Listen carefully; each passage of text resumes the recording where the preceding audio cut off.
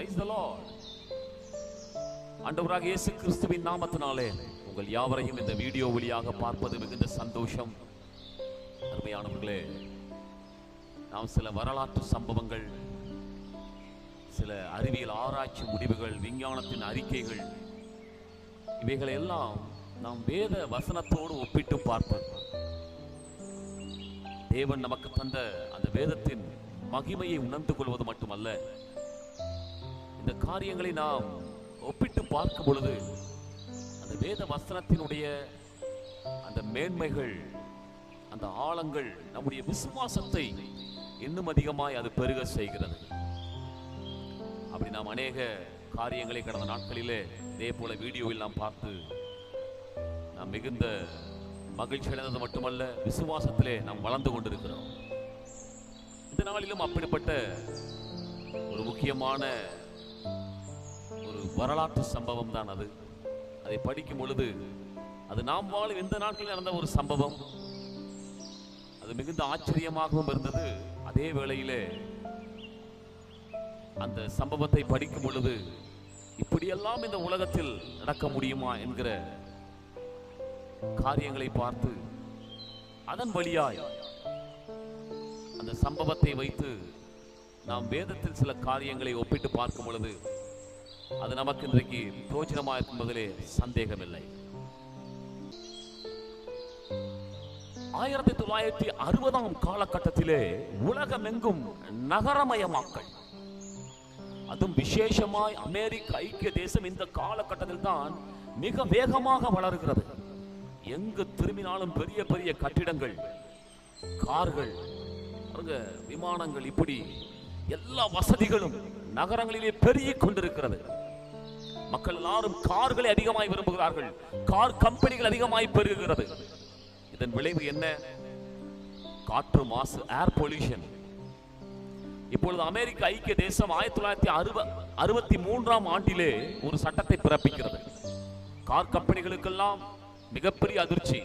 இனிமேல் நீங்கள் காற்று மாசு உண்டாக்குகிற, ஏர் பொல்யூஷனை உண்டாக்குகிற கார்களை தயாரிக்க கூடாது. ஏர் பொல்யூஷன் கம்மியா இருக்கிற, காற்று மாசை குறைவா ஏற்படுத்துகிற கார்களை மட்டும்தான் தயாரித்து விற்க வேண்டும். பாருங்க, இப்பொழுது எல்லா கார் கம்பெனிகளும் பல ஆராய்ச்சிகளை செய்து கேட்டலிட்டிக் கன்வெர்ட்டர் என்கிற ஒரு கருவியை கண்டுபிடிக்கிறார்கள். இதை கார்களிலே பொருத்தும் பொழுது இந்த நச்சுத்தன்மை உள்ள புகை, காற்று குறைந்து, காற்று மாசு குறைந்து, ஏர் பொல்யூஷன் குறைந்து இப்பொழுது நல்ல கார்கள் விற்பனை மீண்டும் தொடங்குகிறது. என்றாலும் அரசாங்கம் எதிர்பார்த்த அளவிற்கு இல்லை. காற்று மாசு இன்னும் அதிகமாகத்தான் இருக்கிறது. இப்படியே காலங்கள் நகர்ந்து கொண்டே இருக்கிறது. அரசாங்கம் எவ்வளவோ சொல்லி பார்க்கிறது, காற்று மாசை குறைக்க வேண்டும். ஏர் பொல்யூஷன் அதிகமாக இருப்பதினாலே, கார்களுடைய எண்ணிக்கை அதிகமாய் பெருகுவதினாலே இப்பொழுது காற்று மாசு, ஏர் பொல்யூஷன் அதிகமாய் உண்டாகிறது என்று சொல்லி அநேக கட்டுப்பாடுகளை இந்த கார் கம்பெனிகளுக்கு விதிக்கிறது. ஆனால் என்றாலும் இந்த கார் கம்பெனிகள் எவ்வளவு முயற்சி செய்தாலும் இந்த காற்று மாசை, ஏர் பொல்யூஷனை குறைக்க முடியவில்லை. இப்பொழுது 2005 ஆண்டு வந்து விட்டது. அமெரிக்க அரசாங்கம் தடாலடியாய் ஒரு புதிய சட்டத்தை ஒன்று பிறப்பிக்கிறார்கள். ஒரு கார் 1 மைல் தூரம் ஓடினால் 0.07 கிராம் அளவிற்குத்தான் நைட்ரஸ் ஆக்சைடு அந்த காரில் இருந்து, அந்த நச்சுத்தன்மை கொண்ட இந்த காற்று புகை வெளிவர வேண்டும். அதற்கு மேல் இருந்தால் அந்த கார் கம்பெனி பேன் செய்யப்படும், அந்த கார் கம்பெனி மூடப்படும் என்று அரசாங்கம் அறிவிக்கிறது. ஆகவே 1 மைலுக்கு 0.07 அந்த கிராம் அளவிற்கு மேலாக நைட்ரஸ் ஆக்சைடு வெளிவரக்கூடாது. எல்லா கார் கம்பெனிகளும் மிகப்பெரிய அதிர்ச்சி. இந்த நேரத்தில் தான் பாருங்க, ஒரு கார் கம்பெனி வோல்க்ஸ் வேகன், எல்லாருக்கும் தெரியும், ஆடி, இந்த கார் கம்பெனி தடாலடியாய் அவர்கள் ஒரு அறிவிப்பை வெளியிடுகிறார்கள். நாங்கள் இந்த ஆண்டிலே உலகத்திலேயே காற்று மாசு மிக குறைவாய் இருக்கிற டீசல் என்ஜின் காரை நாங்கள் தயாரிக்க போகிறோம், அதை விற்பனை செய்ய போகிறோம் என்று அறிவிக்கிறது. மற்ற கார் கம்பெனிகளுக்கு மிகப்பெரிய அதிர்ச்சி. அது எப்படி முடியும்? உலகத்திலேயே காற்று மாசு கம்மியாக குறைவாக இருக்கிற காரை இவர்கள் எப்படி தயாரிக்க போகிறார்கள் என்று சொல்லி மிகுந்த ஆச்சரியத்தோடு பார்க்கிறார்கள். ஏனென்றால் இந்த கார் கம்பெனி மிக விலை உயர்ந்த கார்களையும் தயாரிக்கிறது. ஆடி, ஸ்கோடா, லம்போர்கினி இப்படிப்பட்ட பெரிய பெரிய விலை உயர்ந்த கார்களை தயாரிப்பதினாலே இவர்கள் சொல்லுகிறார்கள், நாங்கள் நச்சுத்தன்மை இந்த ஏர் பொல்யூஷன் கம்மியா இருக்கிற காரையும் தயாரிப்போம், அதே வேளையிலே விலை குறைந்த அளவிலேயும் நாங்கள் இந்த கார்களை விற்பனை செய்வோம் என்று சொல்கிறார்கள். பாருங்க, அப்படி ஒரு காரை தயாரித்து இப்பொழுது அதை அமெரிக்க அரசாங்கம் அதை சோதனை செய்கிறது. பாருங்க, எல்லா டெஸ்டிலும், அந்த எல்லா லேப் டெஸ்டிலும் இந்த கார் பாஸ் ஆகி விடுகிறது. காற்று மாசு குறைவாகத்தான் இருக்கிறது, அரசாங்கம் சொன்ன அளவை விட கம்மியாகத்தான் இருக்கிறது. அப்போ அரசாங்கம் இதற்கு அனுமதி கொடுத்து விட்டது. பாருங்கள், இப்பொழுது இந்த கார் அமெரிக்க ஐக்கிய தேசத்திலே விற்பனையிலே சக்காய் போடுகிறது. எல்லா மக்களும் இந்த வோல்க்ஸ்வேகன் காரைத்தான் வாங்குகிறார்கள். சகல வசதிகளும் இருக்கிறது, அதே வேளையிலே காற்று மாசு ஏர் பொல்யூஷனும் கம்மியாக இருக்கிறது. ஆகவே மக்களுக்கெல்லாம் மிகப்பெரிய வாஞ்சையெல்லாம் இந்த காரைத்தான் வாங்க வேண்டும் என்று சொல்லி அரசாங்கமும் மிகப்பெரிய ஒரு மகிழ்ச்சியிலே அனுமதி கொடுத்து அந்த கார் கம்பெனியை ஊக்குவிக்கிறது. ஆனால் இதை வெளியே இருந்து சில அறிவியலாளர்கள் ஆராய்ச்சி செய்கிறார்கள்.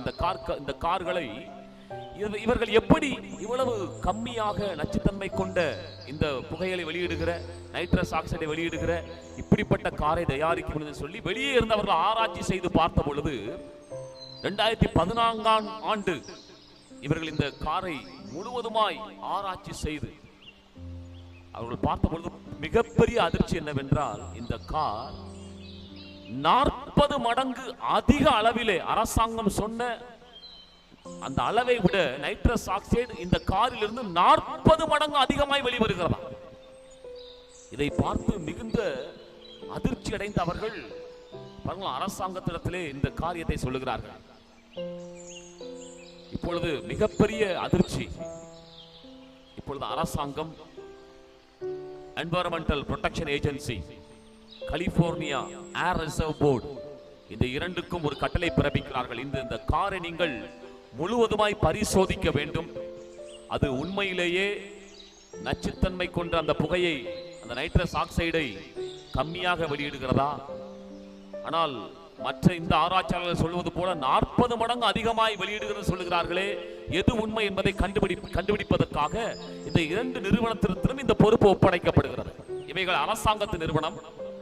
ஆகவே இவர்கள் இப்பொழுது இந்த காரை ஆராய்ச்சி செய்கிறார்கள். இப்போ லேபிலே வைத்து சகல அந்த டெஸ்ட் எடுக்கும் பொழுது இந்த கார் சரியான அளவில் தான் நச்சுத்தன்மையை வெளியிடுகிறது. நைட்ரஸ் ஆக்சைடு சொல்லப்பட்ட அளவை விட கம்மியாகத்தான் இங்கே லேபுக்குள்ளே அவர்கள் ஆராய்ச்சி செய்த பொழுது வருகிறது. ஆனால் அதே கார் ரோட்டிலே ஓடும் பொழுது பாருங்க 40 மடங்கு அதிக அளவிலே இந்த நைட்ரஸ் ஆக்சைடை வெளியிடுகிறது. இவர்களுக்கு ஒரே குழப்பம். அப்பொழுது இந்த காரினுடைய எல்லா பாகங்களை குறித்து பார்த்த பொழுதுதான் அவர்களுக்கு ஒரு அதிர்ச்சி அங்கே காத்திருந்தது.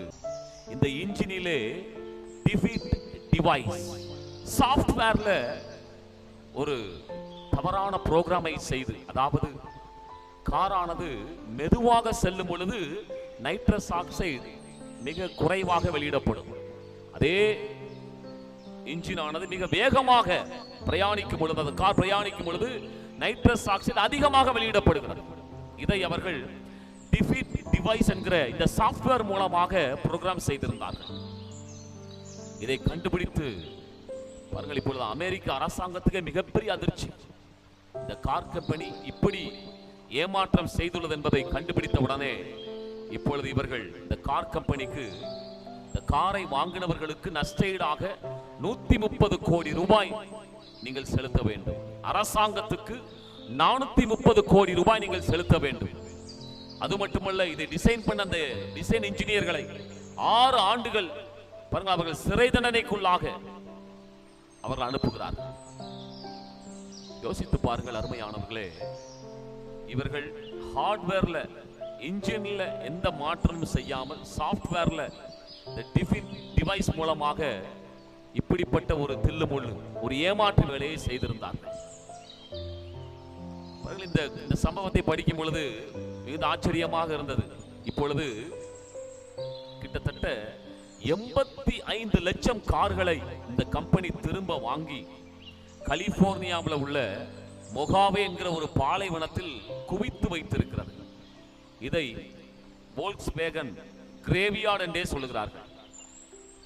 எவ்வளவு பெரிய நஷ்டம் இவர்கள் செய்ததான இந்த ஏமாற்று வேலை, இந்த மாய்மால தன்மை இவர்களுக்கு எவ்வளவு பெரிய ஒரு நஷ்டத்தை ஏற்படுத்தி இருக்கிறது பாருங்கள். இதே போலத்தான் இன்றைக்கு கிறிஸ்தவர்களாகிய நமக்கும் இதிலிருந்து ஒரு பாடம். ஆலயத்திற்குள்ளே செல்லும் பொழுது நம்மை போல பரிசுத்தவான்கள் இல்லை என்பதாக நாம் காண்பித்துக் கொள்ளுகிறோம். அதே வேளையில் உலகத்திற்குள்ளே, நம் சமுதாயத்திற்குள்ளே, நம் குடும்பத்திற்குள்ளே வரும் பொழுது நம்முடைய வாழ்க்கை எப்படி இருக்கிறது? இந்த கார் கம்பெனியை போலத்தான் லேப்ல டெஸ்ட் பண்ணும் பொழுது எல்லாம் சரியா இருக்கிறது. ஆனால் சாலையிலே வரும் பொழுதோ அது தன்னுடைய எல்லா விதமான நச்சுத்தன்மையை வெளியிட்டு இயற்கையை பாழாக்குவது போல இந்த நாட்களிலே நாமும் அப்படி. ஆண்டவராக இயேசு கிறிஸ்து இப்படி சொல்லுகிறார், இவர்களை பார்த்து மாய்மாலக்காரர்கள். மார்க் 12ஆம் அதிகாரம் 38 முதல் 40 வசனத்தில் படிக்கும் பொழுது மாய்மாலக்காரர்களை நோக்கி நீண்ட அங்கிகளை தரித்துக் கொண்டு தெரிய, சந்தைகளிலே வந்தனங்களை அடைய, ஜெபாலயங்களிலே முதன்மையான ஆசனங்களிலே உட்கார, விருந்துகளிலே முதன்மையானவர்களை இருக்க விரும்பி, விதவைகளின் வீடுகளை பட்சித்து பார்வைக்கு நீண்ட ஜெபம் பண்ணுகிற வேதபாரகரை குறித்து எச்சரிக்கையார்கள், அவர்கள் அதிக ஆக்கினை அடைவார்கள் என்று சொல்லி இந்த மாய்மான காரியத்தை குறித்து சொல்லுகிறார். இன்றைக்கும் நமக்குள்ளே இப்படிப்பட்ட மாய்மானங்கள் காணப்படுமானால் அன்றைக்கு அந்த கார் கம்பெனியை போலத்தான் மிகப்பெரிய நஷ்டம் அடைவோம். ஆகவே இந்த மாய்மாலக்காரர்கள் நம்ம என்ன செய்ய வேண்டும்? நாம் மனம் திரும்ப வேண்டும் என்று ஆண்டவர் எதிர்பார்க்கிறார். ஏனென்றால் சங்கீதத்திலே படிக்கிறோம், சங்கீதம் 18:26 அவர் புனிதனுக்கு புனிதனாக, மாறுபாடு உள்ளவனுக்கு மாறுபாடு உள்ளவனாகவே அவர் தோன்றுவாராம். ஆகவே வேண்டாம், அப்படிப்பட்ட நஷ்டங்கள் நமக்கு வேண்டாம். இந்த கார் கம்பெனி செய்த இந்த காரியம் நமக்கு ஒரு நல்ல ஒரு பாடம்.